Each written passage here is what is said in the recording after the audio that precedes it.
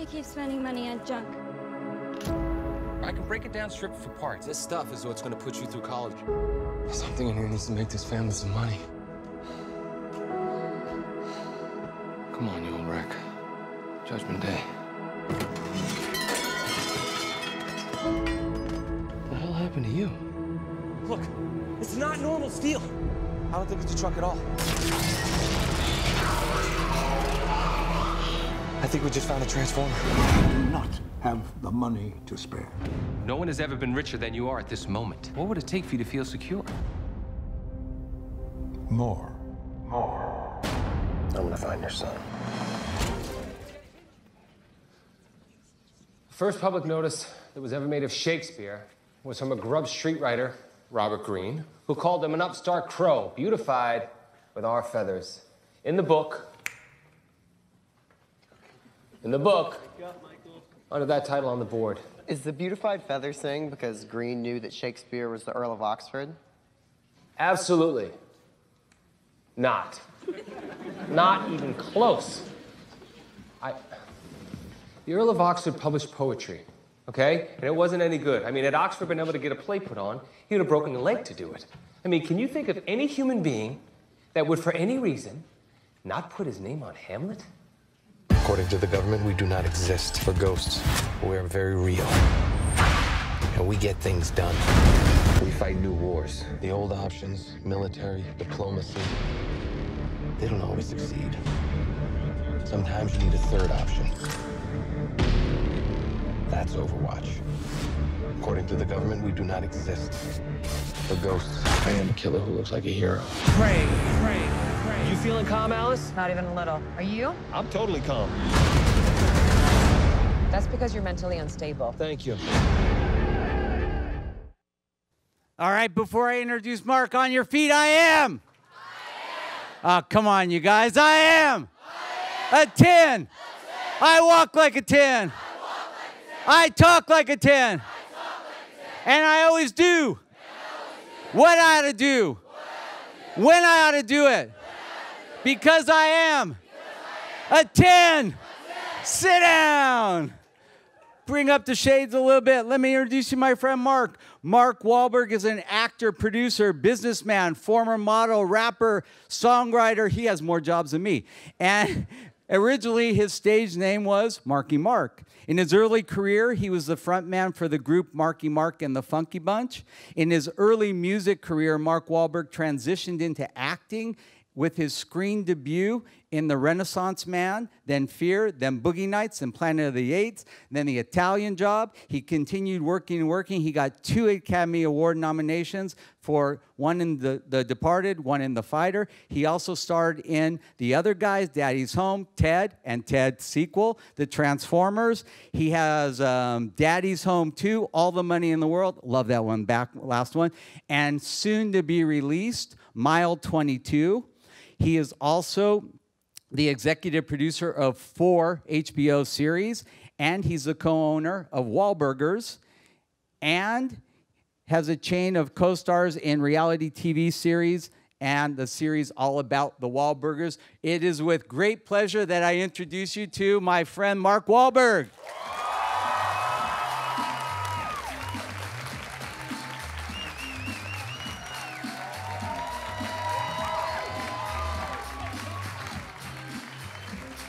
Hey, guys. We are so excited you're here. Man. I'm excited to be here. What a road, huh? Some energy in this room. Yeah. So people are going to make things happen in the future. That's exciting to me. That's inspiring to me. I appreciate that. I need a little boost today. I was getting a little overwhelmed with all the stuff I got going on, but it reminds me, if you work hard, you can accomplish anything. So, how did it all start, Mark? What was the very first thing you did that kind of paved the way for you getting into the career that you're doing now? Well, it's been a long story. I wouldn't say it was one kind of thing that kind of either motivated me or changed the course of my life. I've always been a kind of hustler. I always had this entrepreneurial spirit. Unfortunately, I grew up in a pretty bad area. I'm youngest of 9 kids, was distracted from school, from drugs, gangs, things of that nature. So I made some poor choices early on, but I always had the desire to do something positive. And certainly after being incarcerated, that woke me up. That was a big wake-up call. I like my freedom. I like to be able to come and go as I please. And so once I started really applying myself and working hard and doing the right thing, good things started happening for me. And that was addictive. And that was something that really motivated me to just keep going and going. And, you know, I had an opportunity to be in music before. I kind of walked away from that. And then when my brother became successful, he came back after I gotten out and got my life back on track and got me a record deal. And I had no interest in being in movies, but I loved movies. It was something that I really enjoyed and shared with my dad. He was a truck driver and a teamster and, you know, worked really hard just to put food on the table for his 9 kids. And he had 5 kids from a previous marriage that I didn't find out about until when I was grown up, which was interesting. But my dad was my hero. He worked really hard, and he would drive trucks and deliver school lunches. And between that, when I was home and I was the youngest, he would then take me to movies. And most of the movies that he took me to weren't age appropriate, but I just found myself in awe of these kind of screen presence that really reminded me of my dad. Blue collar, hardworking, sometimes anti-hero characters. But I loved it. And then when I started becoming successful in music, Penny Marshall said, hey, you should be an actor. And I said, well, I don't want to be an actor, but I love movies. And next thing you know, she had me auditioning for a film. Then I auditioned for 5 different roles, campaigned to get the part, flew out here, screen test myself. And once I had that movie experience, I couldn't imagine doing anything else. Now, a lot of musicians try to make that transition, and there are very, very few that actually do it. Penny Marshall, who you guys don't know, was iconic comedian and then became a producer and a director and did a lot of work. She was Laverne and Shirley was her first hit. But what was it that you did that prepared you to make that transition from, you know, rapper, singer to actor?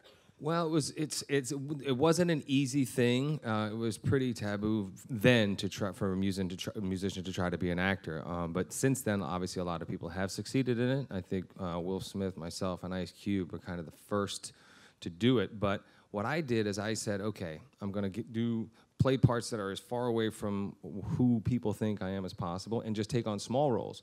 Find really good roles that'll help me grow as an actor. And being in it for the long haul, you know, saying, okay, if this is something that I want to do, I have to be really specific about the parts that I pick. And, you know, I just took great parts with great people and continued to grow. And it was, you know, it was kind of having that marathon versus a sprint kind of attitude, and knowing that, you know, if I wanted to build it, if it took 20 years, it was fine. So it was funny because like I never classes or anything like that. I never took any acting classes, but I would do anything to prepare. You know, it's like, and I grew up watching all these great actors, so I would go and study film. And anytime, like, I would be in a room with Penny Marshall or Bill Paxton, and they'd say, so who are your favorite actors, or what are the favorite movies that you've ever seen? And I started mentioning names like Edward G. Robinson, John Garfield, Robert Ryan, Jimmy Cagney, Steve McQueen. They're like, how do you know these guys? And I was like, well, these are the guys that my dad introduced me to. I was kind of old school in that way. Really loved the history of film. But there isn't anything that I wouldn't do to prepare. Like, I was watching the clips, and I was watching the clip from Gambler, where I play a professor, an English lit professor. And people are like, you're going to play an English lit professor? But I was like, you know what? I'm going to study and become the part. And so while I was shooting Transformers, I spent 6 months, and I would go and meet with literary professors at the University of Michigan and all these places and sit in on classes, and come here to UCLA, sitting in on classes and lectures and stuff. And people are like, what's he doing here? But, you know, you have to become the part. You have to play the part, and you have to try different things. And I love that you're saying this, because there are things that we pound in these kids' heads, like successful people do the things that unsuccessful people are not willing to do. And you went one step above and beyond. What would you say, like, looking back, was like your big break? Like, if you had to say, this was my big break, what would that be? You know, obviously, perception-wise, within the media or the film world, people would say it was Boogie Nights, right? But brilliant in that. Did you guys see that? Okay, watch it. That means it's based in and around the pornography world, so maybe you don't want to watch it. But that's now they're old enough. But I think, you know, it was a number of things. I think the movie with Penny, and then Basketball Diaries with Leonardo DiCaprio, where he didn't want me for the part, and I didn't think he was right for the part, and we both kind of had to kind of learn to really kind of respect each other, and we earned it, and it was a great bond. And him recommending me to James Foley for the part in Fear. when I still hadn't had a movie out. So Boogie Nights and then The Fighter. You know, I think the thing is, and my wife's like, you don't have to wake up every morning at 3:30. And I'm like, no, I do. I got a lot that I need to accomplish before everybody else wakes up. And I work harder now than I did when I first started. I've actually learned to work harder and be more focused and more disciplined, which allows me to multitask and to be on top of all the different things that I'm doing, whether it's in the sports nutrition business, the beverage business, now into, you know, all types of different things, creating our own content platform, Unrealistic Ideas, which is a new company that we just launched. I'm just going to do physical production stuff as well as, you know, just tons of stuff going on. But it's the work. And you know what? It's the people who have the talent and have the gifts, but they don't want to put in the work. They take it for granted. Totally. I was always, the reason why I got into producing film and television was because I was constantly waiting for the guy who was supposed to be the guy to pass on the script. So I just started developing my own material. And I wasn't waiting for anybody else. You know, I'm more hungry and more driven than I've ever been. And, you know, I guess it's just coming from where I come from and always being at a slight disadvantage and at least having that attitude. But if I worked twice as hard as everybody else, I felt like I could always accomplish my goals. And if I didn't, because, you know, you don't win every time. It's hard, you know. If you're batting 500 in the business that I'm in, you're doing fantastic. You know, those are Hall of Fame numbers. But it's like it's never for lack of effort. You're always trying. You're always taking a big swing. And for something to be successful, it takes a lot of other things to kind of fall into place, you know. Once you make a movie, it's a studio's job to go out there and market it, educate the consumer on what the material is and all that stuff. And there's a lot of competition out there. You know, people can choose many different ways to spend their time. So to be able to get their time, attention, spend their good hard-earned dollars buying a ticket and sitting in a theater for 2 hours, you know, it's a lot to get to that place. If you had to pass on like words of the wise to these young students and say, you guys, this is what you need to do to be successful, what is this? Well, I think it's a lot of things. It depends. I mean, I'm looking at a lot of people that could probably be our great leaders in the future in many different areas of life, and that's inspiring to me. You know, people that are, you know, in the middle of the summer, they're here, they're focused, they're talking about how they can get better at whatever they want to do and committed to working. That's really inspiring to me. Like my son, who's a football player, you know, he had to go to summer school this year because he wants to play Fortnite. Right? He doesn't want to go to school. He doesn't want to do his homework, but he can't play football. So he had to go to Loyola this summer, and he finished, and I was really proud of him. Now I got to convince him to do his summer reading and his project before we go on vacation, which is going to be a really uphill battle, but I'll give him more time on Fortnite, and he'll do the work. But that being said, he had a piece of paper in his bag, and it was from the teacher. He won an award, a certificate for the most improved out of the entire program. And it was like crumbled up in his bag. I was like, dude, what's going on? And my wife had seen it, so of course she runs up, gives him the remote control. You know, he didn't even have breakfast yet. But I went upstairs and I was like, who gave you that remote? And he was like, I'm not telling, I'm not a snitch. I was like, dude, I won't be mad at you. I've got actually a bigger thing to talk to you about if you just tell me. And it took me 10 minutes to pry out of him that it was his mom who gave him the remote. And then I was like, dude, let me just be happy with these tears in my eyes and know how proud I am of you and that you can accomplish anything you want because you did the work, even if it meant being able to play football, not having to get up at 8 o'clock in the morning, go to summer school. But put in the work. I'm telling you. You put the work in, you keep your head down, you stay focused. I'm friends with a lot of athletes and a lot of guys who have great talent and gifts, and they've been gifted with these talents, and then they're gifted with $150 million contracts, but they don't achieve their full potential, right? Work hard, do the right thing. You'll have plenty of time to have fun. Trust me, life is really short. You think, oh my God, you know, this sucks. Trust me, put in the work. I had to go get back and get my diploma at 42 years old, and I was literally asking my 14 and 12-year-old for tips in math and different things, and I'm pretty successful at what I do, but it was important to me. And it was also kind of embarrassing that I had to tell my kids, you know, oh, Dad didn't go to school. Or even easier for them to say, well, Dad, you didn't go to school and you're really successful. Why do I have to?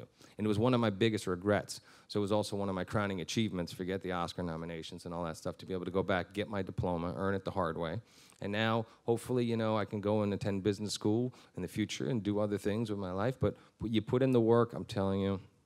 Put in the work, and I promise you'll give me a job later on, okay?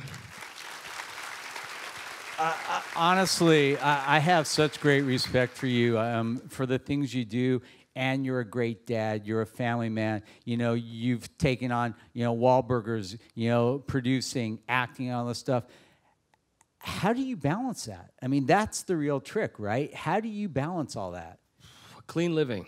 Clean living. Me, personally, I think the thing that keeps me most grounded and focused is my faith. So I get up in the morning while everybody's asleep. I read my prayer book. I go in and spend 15 minutes in prayer, and then I just get after it. You know, I go to the gym. I feel like, wow, I can accomplish anything. I think about and reflect on where I've come from and where I'm at, not in the success in business, just in life. And you know, all I've ever wanted to do is really to kind of be a good servant to God, a good father, husband, son, friend, brother, a neighbor, a leader to people that look to me as an example, because, you know, come from the inner city, and there's a lot of kids that are at risk and need, you know, to know that if they work hard, they can accomplish something other than what's outside their door. But then I'm focused, I'm blessed. I know that I've been put in this position for a reason, and if I go and mess it up, it's not going to be good. And you know, the other thing is, in your earlier days, yeah, you had a lot of problems. You were with the wrong people. And I noticed one thing about you from, you know, treating you and your family for so many years. You surround yourself with people that are great, that you trust, that you know, like, you know, like Ricky and all these guys. These are people that you've like grown up with, you know, and you surround yourself with a great team of people. And that's, I think, a really important thing as well. Absolutely, yeah. You know, I'm pretty intuitive in that. You kind of recognize the people that have your best interest at heart and are just good people, and somebody that maybe if it's somebody that just needs a boost. And, you know, my wife's always like, God, you and your friends. I'm like, hey, I couldn't make it without them, you know, and I'm really fortunate. But also with business, making sure, you know, now that I'm doing so many other things, really having good people in my life that are focused, serious, smart adults in these particular spaces and to go and get the job done. You know, you always got to have the right person in the right seat. Yeah, that's awesome. So we have 3 LEAP students that would like to ask you questions. Can you guys come on up? Jan, I'll give you the microphone first. Here you go. Hi, my name is Gianna, and I'm from New Jersey.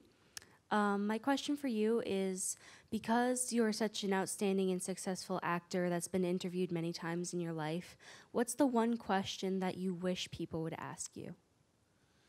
I don't so much have the question that people wish they would ask me. It's always the questions I don't want them to ask, you know? I mean, I've talked about some things so many times, but usually when I'm being interviewed, I'm kind of focused on talking about what I want to talk about. You know, if like I'm on a press junket, and I have things that are extremely important to me and the messages that I want to get out there. But most of the time, you know, people want to kind of hear about the same kind of funny story. If you're on like a talk show or something, you know, you have a certain opportunity to talk about the project that you're promoting.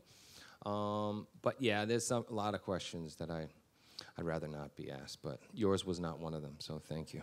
Thank you. Thanks. Can you pass that on to Miles? Hey, I just wanted to know, as someone who sees what they do as very creative and divergent, just as you do, and you balance so many things, how do you find the motivation, not the inspiration, because inspiration is so spontaneous and random. How do you find the motivation, the consistency to do what you do on a daily basis? You know, it's just hard. I don't know. It's just embedded in me. You know, it's just one of those things where it's like, I hurt my arm and I wasn't able to kind of work out and do my other, you know, like even like playing golf. It helps me to kind of just get focused and get away from everything and connect with nature for like 2 hours. You know, and I do that really early in the morning too. So it's good to kind of get my thoughts. Like when I was down and couldn't do the things that I'm used to doing, I started to finally feel depressed, and I never get depressed. You know, But no, I just kind of instilled in me. It's just, you know, and maybe it's because of where I come from, and I've never really gotten comfortable with that. I've always been prepared that if I had to go back, that I'd be welcomed back with open arms, because I've always given back and earned that respect from the places that I came from, you know. One of the hardest things ever when I got out of trouble was not being in the gang anymore, because I still lived in the same neighborhood. It wasn't like, okay, well, I can move to Beverly Hills. So now I had to walk from the train station to my house every day and see all my guys on the corner, and if I wasn't with them, I was kind of against them. And, you know, now to be able to have earned their respect, the ones that are still alive or that aren't incarcerated, that I'm still in contact with, is a good thing. But, you know, I think, yeah, my background, you know, where I came from, and I don't know. I know that I've been put in this position for a reason. I got to motivate myself, others, inspire others to work hard and achieve their goals and, you know, be a good example. Thank you. Oh, I like the M, Miles. I used to wear everything with an M. Even people would be like, why are you wearing a Michigan hat? I'm like, well, because it's an M. It's not for Michigan. It's for Mark. All right. This will be our last one. Hi, my name is Isabel, and so you went through a lot growing up, as you were kind of telling us, and you became such a multidimensional being.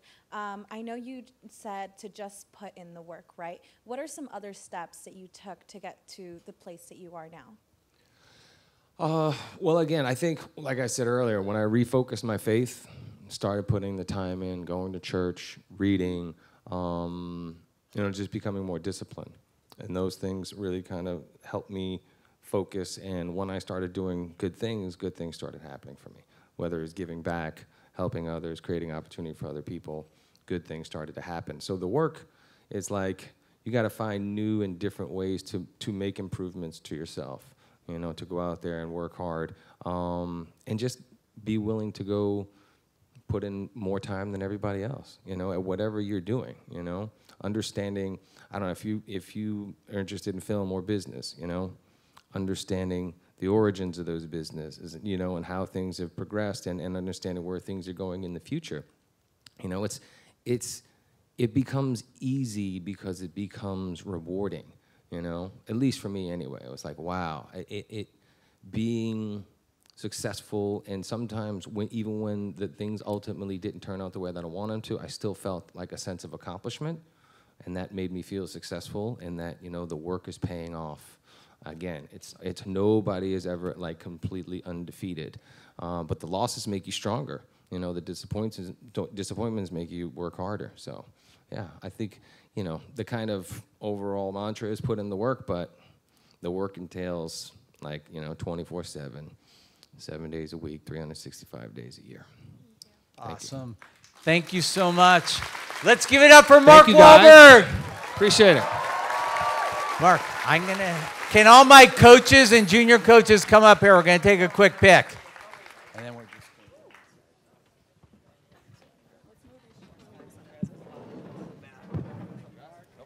Ricky, come on up. You can be in this with us.